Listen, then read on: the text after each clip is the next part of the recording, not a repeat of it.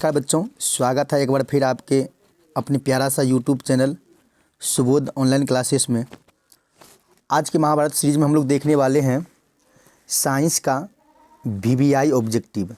आज की महाभारत में हम लोग देखने वाले हैं साइंस का वीवीआई ऑब्जेक्टिव प्रश्न को। ठीक, आप देख सकते हैं। अगर आप इस वीडियो को देख लेते हैं तो इस वीडियो के माध्यम से आप 20 अंक पक्का कर पाएंगे आप अपने एग्ज़ाम में, जो कि 17 फरवरी से आपका एग्ज़ाम शुरू होने वाली है। ठीक, तो चलिए, अगर आप भी वीडियो में बने हैं तो अंतिम तक ज़रूर बने रहें। चलिए आगे बढ़ते हैं। आगे क्या है देख लेते हैं। आगे है कि क्लास 10 और साइंस का इम्पोर्टेंट ऑब्जेक्टिव होगा। ठीक, आप देख सकते हैं। आइए आगे चलते हैं। आगे क्या कहता है हम लोग देखते हैं। आगे कहता है कि लहरों से डरकर नौका पार नहीं होती, कोशिश करने वालों की हार नहीं होती। ठीक, अगर कोशिश कर रहे हैं तो कोशिश करने वालों की कभी हार नहीं होती है, इसलिए आप लोग कोशिश करते रहिए, फल ज़रूर मिलेगा। ठीक, तो चलिए आगे चलते हैं। अगला देख लेते हैं। पहला क्वेश्चन लेते हैं और पहला क्वेश्चन देखिए आप लोग और इसका जवाब दीजिए। तो पहला क्वेश्चन है कि किसकी उपस्थिति के कारण पौधों का रंग हरा होता है। किसकी उपस्थिति के कारण पौधों का रंग हरा होता है, आप लोग बताइए। तो आप लोग को याद रखना है क्लोरोफिल के कारण। ठीक, किसके कारण? क्लोरोफिल के कारण। चलिए अगला प्रश्न को देख लेते हैं। आपका अगला प्रश्न है कि पौधे में उत्सर्जित पदार्थ है। आपको बताना है कि पौधे में उत्सर्जित पदार्थ क्या है। ठीक, तो आपको याद रखना है कि गोंद, टैनिन, रेजिन, ये तीनों जो है ना पौधे का उत्सर्जित पदार्थ है। ऑप्शन नंबर हो जाएगा आपका डी। ठीक, चलिए अगला प्रश्न देख लेते हैं। अगला प्रश्न कहता है कि टेहरी बांध का निर्माण किस प्रदेश में किया है। टेहरी बांध का निर्माण किस प्रदेश में किया है। तो आपको याद रखना है, 4 ऑप्शन है, 4 ऑप्शन में से जवाब दीजिए कौन सा ऑप्शन सही होगा। तो आपको याद रखना है आपका ऑप्शन नंबर हो जाएगा, आपका ऑप्शन नंबर हो जाएगा, 1 मिनट रुक जाइए, आपका ऑप्शन नंबर हो जाएगा बी। ठीक, चलिए अगला प्रश्न को देख लेते हैं। अगला प्रश्न है आपका, अगला प्रश्न कहता है कि निम्नलिखित में किसके कारण अम्लीय वर्षा होता है। निम्नलिखित में किसके कारण अम्लीय वर्षा होता है। तो आपको याद रखना है कि SO2 के कारण। ठीक, ऑप्शन नंबर हो जाएगा आपका सी। ठीक, चलिए अगला प्रश्न को देख लेते हैं। अगला प्रश्न आपका है, ध्यान से। अगला प्रश्न कहता है कि पौधों में गैसों का आदान प्रदान किसके द्वारा होता है। पौधों में गैसों का आदान प्रदान किसके द्वारा होता है। तो आपको याद रखना है रंध्र के द्वारा। ऑप्शन नंबर बी हो जाएगा आपका सही। ठीक, चलिए अगला प्रश्न को देख लेते हैं। अगला प्रश्न कहता है कि निम्न में से तेज धड़कन किसका होता है। ठीक, बताना कि तेज धड़कन किसका होता है, हाथी का, कुत्ता का, चूहा का या आदमी का। तो आपको याद रखना है आपका ऑप्शन नंबर हो जाएगा चूहा, यानी कि ऑप्शन नंबर सी हो जाएगा, चूहा का होता है। ठीक, चलिए अगला प्रश्न को देख लेते हैं। अगला प्रश्न है आपका, अगला प्रश्न कहता है कि सजीव जीवधारियों द्वारा किस प्रकार की नाइट्रोजन पदार्थ का उत्सर्जन होता है। तो आपको याद रखना है आपका ऑप्शन नंबर हो जाएगा, आपका ऑप्शन नंबर होगा डी, यानी कि अमोनिया भी और यूरिक अम्ल भी और यूरिया भी, ये तीनों के द्वारा जो है ना उत्सर्जन होता है। ठीक, तो चलिए आपका ऑप्शन हो जाएगा डी। ठीक, ऑप्शन नंबर डी। चलिए अगला प्रश्न को देख लेते हैं। अगला प्रश्न है आपका, ध्यान से। अगला प्रश्न कहता है कि तंत्र की रचनात्मक एवं क्रियात्मक इकाई को कहते हैं। आप 2025 के लिए इम्पोर्टेंट मान लीजिए, वैसे तो सारा क्वेश्चन ही इम्पोर्टेंट है। ठीक, तो चलिए बताइए कि तंत्र की रचनात्मक एवं क्रियात्मक इकाई को कहते हैं।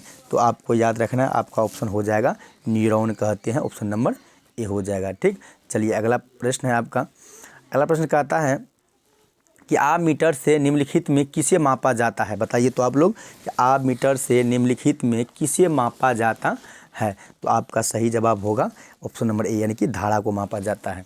ठीक, चलिए अगला प्रश्न देख लेते हैं। अगला प्रश्न कहता है कि वह उपकरण जो विद्युत ऊर्जा को यांत्रिक ऊर्जा में बदलता है उसे क्या कहते हैं। आपको याद रखना है कि वह उपकरण जो विद्युत ऊर्जा को यांत्रिक ऊर्जा में बदलते हैं, ठीक, यांत्रिक ऊर्जा में बदलते हैं, उसे क्या कहते हैं।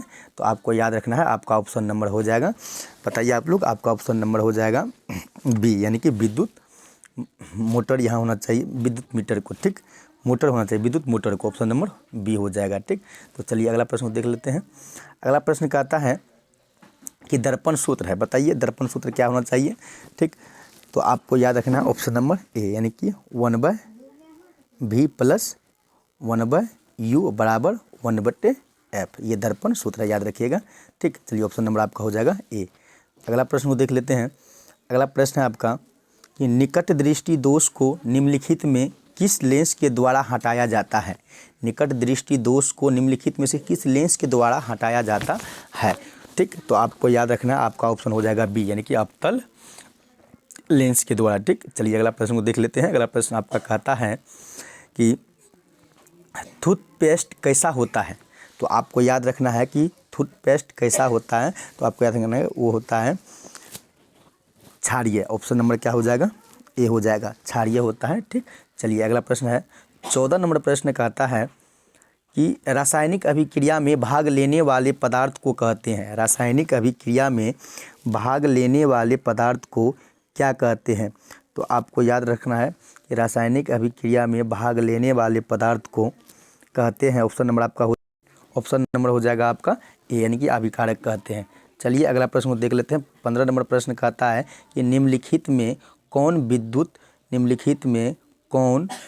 विद्युत का सुचालक है, बताइए। निम्नलिखित में कौन विद्युत का सुचालक है, तो आपको याद रखना है ग्रेफाइट। ऑप्शन नंबर हो जाएगा सी हो जाएगा। ठीक, चलिए अगला प्रश्न कहता है कि निम्नलिखित में कौन कार्बोक्सिल समूह है। निम्नलिखित में कौन कार्बोक्सिल समूह है, तो आपको याद रखना है, आपका ऑप्शन हो जाएगा सी, यानी कि -COCOH। ठीक, ऑप्शन नंबर हो जाएगा आपका सी।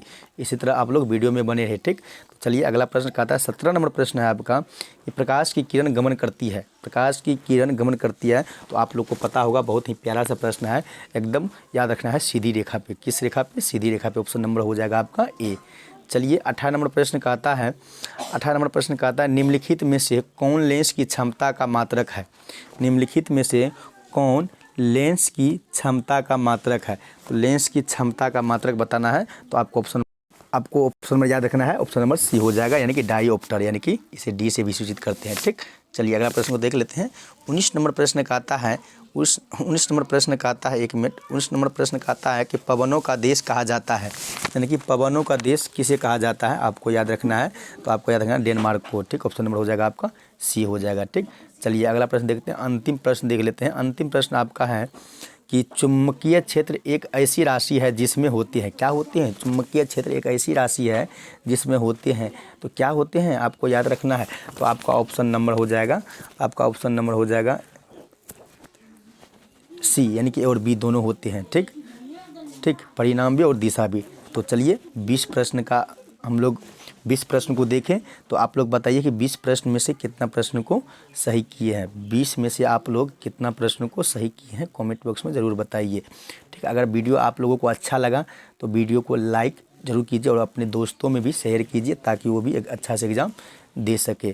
ठीक, तो इसी तरह आप लोग वीडियो को मतलब कि हर वीडियो को बारी बारी से देखिए, और यहाँ से इस चैनल के माध्यम से जो भी सब्जेक्ट हो, जो भी विषय हो, सारा विषय का ऑब्जेक्टिव करवाया जा रहा है, तो इसलिए इस चैनल के माध्यम से आप लोग सारा वीडियो को देख सकते हैं।